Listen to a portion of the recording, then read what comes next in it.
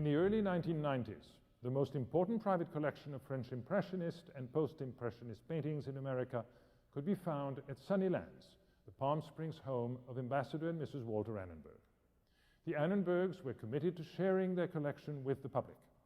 So in 1991, they announced their plans to bequeath their collection to the Metropolitan Museum of Art, making the single most important gift of 19th century pictures since the Havemeye bequest in 1929.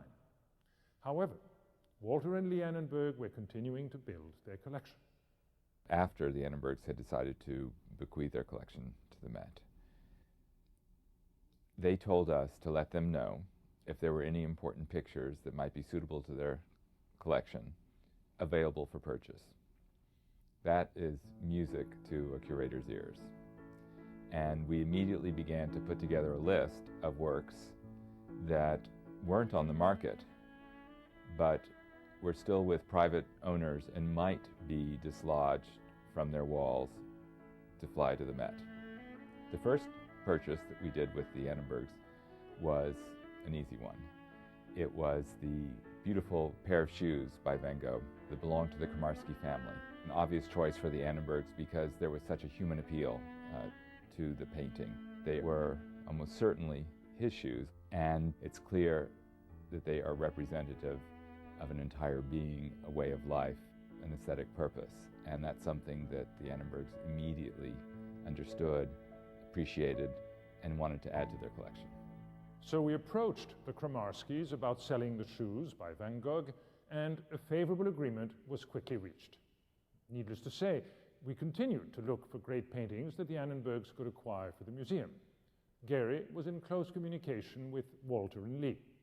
He had very high standards that he wanted to apply to any potential purchase, and he had very pronounced tastes and preferences in pictures.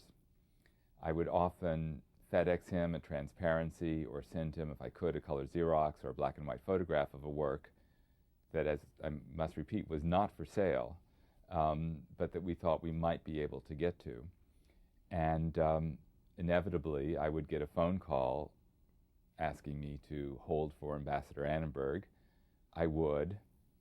He would come to the phone, and if he was displeased with the quality of the picture, he had a particular word for what I had just sent him. Well, as might have been expected, the Annenbergs were only interested in the very best, even celebrated works. Eventually, we learned that a truly magnificent painting might be made available, namely the Van Gogh masterpiece, Wheat Field with Cypresses. A spectacular landscape, and one that is supremely confident in its execution. It was one of the first works after his breakdown for which he summoned up his courage to go out to nature, to go out beyond the asylum walls, in a sense, taking a step back toward his life. We saw, for example, that there were pollen grains embedded in the paint surface because he was literally painting the painting out of doors. When Walter Annenberg saw the painting, obviously he recognized the quality. He could see that it was extremely well preserved. But there must have been many other associations as well. Two of his favorite paintings in his own collection were two different versions of olive pickers, people picking olives in the groves in the south of France. What I didn't recognize at the time, but he must have, is that he had planted an entire grove of olive trees at Sunnylands so that he could enjoy this particular kind of tree in a setting every time he looked out of his windows, in the way Van Gogh had when he would tromp through the olive fields of Provence. I never questioned the merit of this painting, which is of the highest quality, a picture that really stops you in your tracks. But I did ask Gary, as I ask every curator, what he could tell me about its provenance, its recent history. We knew from the Van Gogh literature that this painting had been sold reputedly by the Mendelssohn-Bartholdy family, descendants of the great composer Felix Mendelssohn, to Emil Berle in 1951. With this information, I had even more questions for Gary. Here was a painting, now in a Swiss collection, that had once been in a collection in Germany during World War II. And although the Mendelssohn-Bartholdy family had been Christian for many generations, the family had Jewish roots.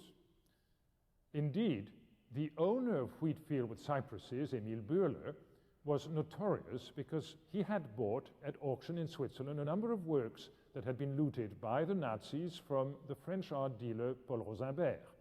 Pressed by the Allies, Bürle came to an agreement with Paul Rosenberg, or Rosenberg, after the war. And Rosenberg must have been satisfied with it because he continued to sell paintings over the next 10 years to Bürle. Nevertheless, I pressed Gary to find as much as could be known about the provenance of Wheatfield with Cypresses, to leave no stone unturned.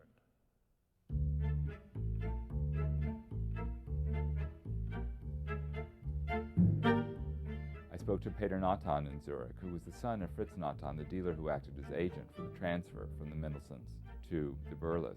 He recounted the circumstances of the sale and reminded me that the painting had been driven to Zurich in the back of a Volkswagen. This was a detail that struck him as a young man.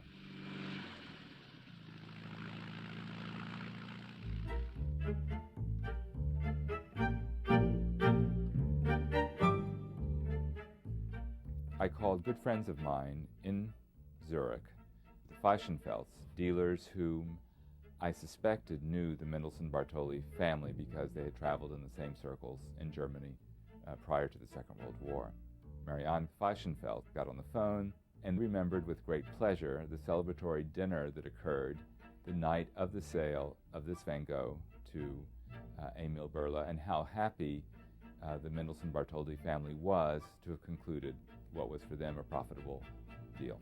Having answered our questions about the provenance of the picture, our negotiations hit a snag. There was a gap between the Bürle's asking price and what Walter Annenberg was willing to pay. There was a moment, or at least several days, when I thought the deal was over. It seemed impossible to persuade Walter to pay any more, and the Bürles were not budging on the price. At that point, we spoke to Lee. I told Lee that I did not see any further movement on the part of the Bürles, and pointed out that the gap, while not a small sum by any means, represented only a few percentage points of the total price. Lee understood completely. She had also fallen in love with the picture. Not too long thereafter, though it seemed an eternity, Walter called up and said that he was willing to buy the painting. It was an extraordinary coup for the museum, and the story made the front page of the New York Times in 1993.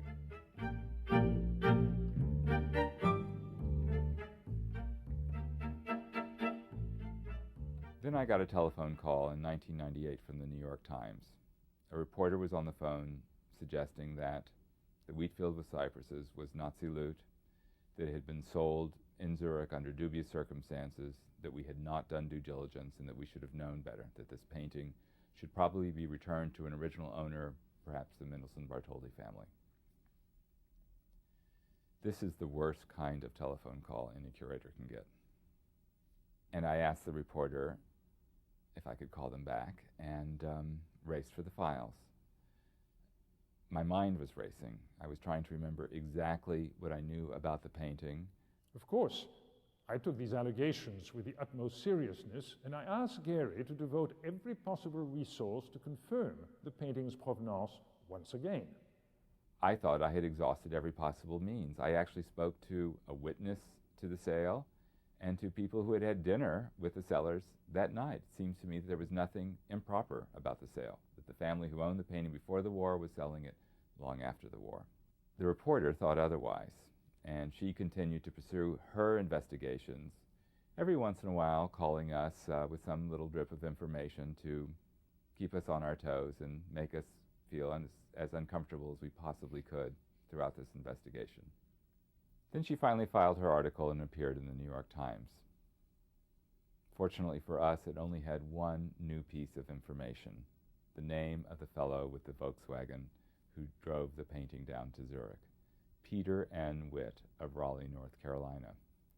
So we contacted Mr. Witt, who was a retired professor at the University of North Carolina, so that we would have, finally for our files, his reminiscence of this sale, which occurred, as we had always suspected, between a willing seller and a willing buyer. Here's his letter. It's charming, and it has all kinds of family reminiscences of the Mendelssohn house in Berlin and what it was like to live with these pictures, marvelous souvenirs of his family. And an interesting story about how the paintings were kept in a farm outside of Berlin, safekeeping during the war, but were not disturbed by the war. After the war, they were pleased to see them among the hay, still safe and sound in this barn. He writes, "Word had gotten around that the paintings were for sale, and several dealers were very interested. My uncles Robert von Mendelssohn and Paul Kempner appeared to favor Dr. Fritz Nathan as a dealer, who at that time advised Mr. Emil Börle with art acquisitions. But I remember how the dealer Paul Rosenberg insisted that he should at least see what there was. He forced his way into our apartment in the hope that my mother could sell to him. I stood by to drench him from a bucket of water in case he got too aggressive. No extreme measures were necessary, and I traveled to Zurich as the owner of the paintings to negotiate with Emil Börle. In the end, we all agreed, and I took Börle's check for several 100,000 franken to Bern. I had no longer anything to do with this." Of course, we were very happy that this rumor was dispelled, and that any suggestion of improper transaction during the war could be eradicated from this picture. The important thing is that once again, visitors to this museum can look at Wheatfield with cypresses, enjoy it in our galleries, and recognize it not only as a masterpiece of Van Gogh's art, but also as a magnificently generous gesture on the part of Walter and Lee Annenberg, yet another work of consummate beauty in their extraordinary collection.